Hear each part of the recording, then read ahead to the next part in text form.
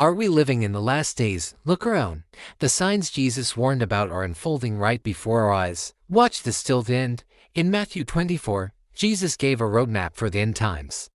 He said nations will rise against nations, famines, earthquakes, and wars will shake the world, and people's love will grow cold. The Apostle Paul also said that in the last days, people will be lovers of themselves, arrogant, and holy, and rebellious. Does that sound familiar? Because these things are happening today. But the last days are not just about fear. They're a wake-up call, a reminder that Jesus is coming soon, just as he promised.